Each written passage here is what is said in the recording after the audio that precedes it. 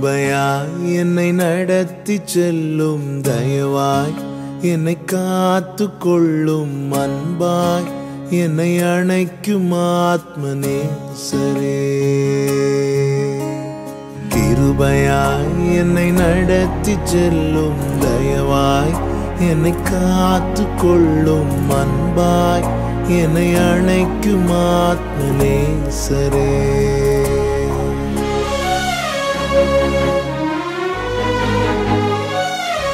இன்றைய வாக்குத்தத்த வசனம். இயேசு கிறிஸ்துவின் இனிய நாமத்தில் உங்களை வாழ்த்துகிறேன். இந்த நாளை கிருபையாய் காண செய்த தேவனுக்கு ஸ்தோத்திரம் உண்டாவதாக. இதனால் தியானத்திற்காக ஒரு வார்த்தையை முன்வைக்கிறேன். 1 தீமோத்தேயு 2வது அதிகாரம் அதனுடைய 4வது வசனம். எல்லா மனுஷரும் ரட்சிக்கப்படவும் சத்தியத்தை அறிகிற அறிவை அடையவும் அவர் சித்தமுள்ளவராய் இருக்கிறார்.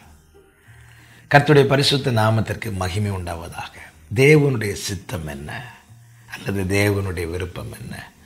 எல்லா மனுஷரும் ரட்சிக்கப்படவும் சத்தியத்தை அறியும் அறிவை அடையவும் வேண்டும்.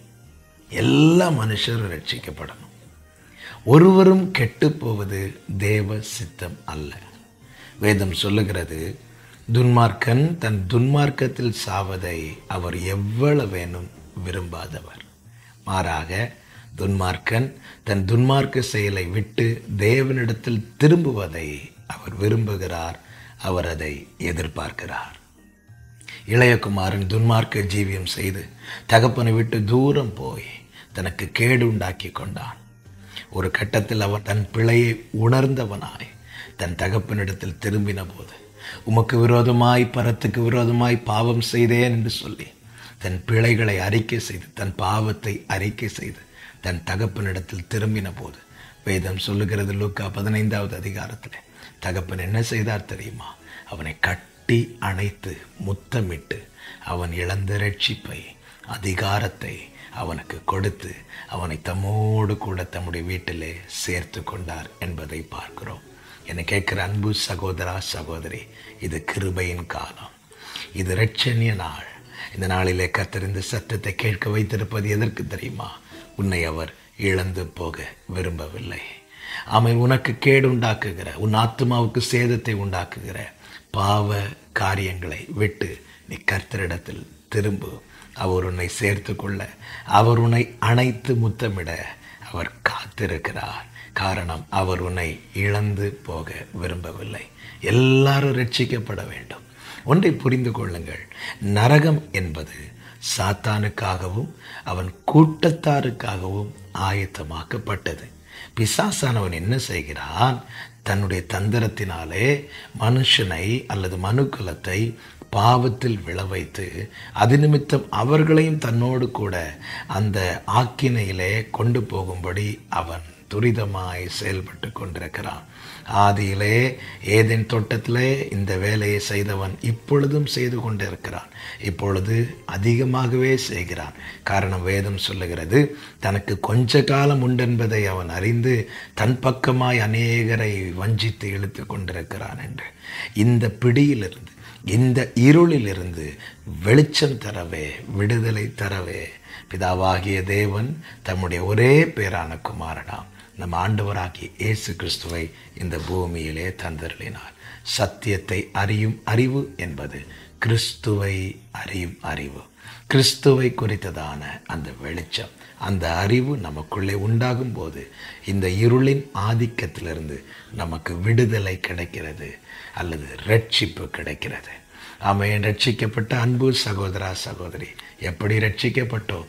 கிருபையினால், விசுவாசத்தை கொண்டு. என்ன விசுவாசம்? கிறிஸ்துவின் மேல் இருக்கிற விசுவாசம். அதை கொண்டு ரட்சிக்கப்பட்டோம். நாம் ரட்சிக்கப்பட்டது மாத்திரமல்ல, எல்லாரும் ரட்சிக்கப்பட வேண்டும் என்பதுதான் அவருடைய சித்தமாயிருக்கிறது. எனவே ஒவ்வொரு நாளும் இதற்காக ஜெபிப்போம், இதற்காக செயல்படுவோம். ஒவ்வொரு நாளும் கிறிஸ்துவை அறிகிற அறிவிலே நாம் வளருவோம். சத்தியத்தை அறிகிற அறிவு என்பது கிறிஸ்துவை அறிகிற அறிவு. இதில் எப்படி வளர? வேதம் சொல்லுகிறது, வசனமே சத்தியம், கிறிஸ்துவே சத்தியம் என்று. எனவே ஒவ்வொரு நாளும் வசனத்தை அதிகம் வாசிப்போம். வசனத்தை அதிகம் தியானிப்போம். வசனத்தினால் இருதயத்தை நிரப்புவோம். இது நம்மை கிறிஸ்துவை அறிகிற அறிவிலே வளர்க்கும், அல்லது சத்தியத்தை அறிகிற அறிவிலே வளர்க்கும். இது நம்மை இரட்சிப்பில் நிலைநிறுத்தும்.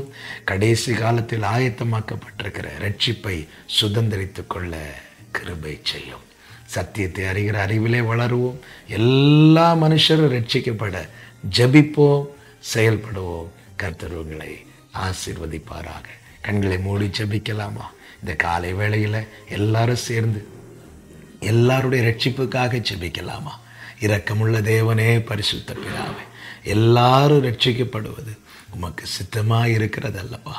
ஆண்டவரே, எங்களுக்கு தெரிந்தும் தெரியாமல் இன்னும் அநேகர் ஆண்டவரை ரட்சிப்புக்குள் இல்லாமல் இருக்கிறார்கள். ஆண்டவரே அப்பா, நாங்கள் கிருபையாய் உம்மை கண்டது போல உம்முடைய முகத்தின் ஒளியை நீர் எங்கள் மேல் பிரகாசிப்பிக்க பண்ணினது போல என் ஜனங்கள் மேல் பிரகாசிப்பிக்க செய்வீராக. ஒருவரும் கெட்டுப்போது உம்முடைய சித்தம் அல்லவே. அப்பா, என் தேசம் இயேசுவை அறியட்டும், என் ஜனங்களுமே அறியட்டும். ஆண்டவரே, கர்த்தர் கிருபையாய் இறங்கி அந்த ஒரு எழுப்புதலை எங்கள் தேசத்திலே காண பண்ணுவீராக. எல்லா ஜனங்களும் உம்மை சொந்த இரட்சகராய் ஏற்றுக்கொண்டு ஆண்டவரே உம்முடைய நாமத்தை சொல்லி துதிக்க, உம்முடைய நாமத்தை பிரஸ்தாபப்படுத்த எங்கள் தேசத்தில் இயேசு கிறிஸ்துவின் நாமம் ஓங்கி நிற்க, உயர்த்தப்பட கிருபை செய்யும், கிருபை செய்யும். இதை பார்க்கிற கேட்கிற யாராவது இன்னும் ரட்சிக்கப்படாமல் இருப்பார்களே, ஆனால் கர்த்தாவே, இந்த சத்தியத்தை அறியும் அறிவை அவர்களுக்கு கொடுத்து இந்த ரட்சிப்புக்குள்ளே அவர்களை கொண்டு வாரும். தேவ சமாதானம் கிருபை ஒவ்வொருவரையும் ஆட்கொள்வதாக. இயேசு கிறிஸ்துவின் நாமத்தில் பிதாவே, ஆமென், ஆமென்.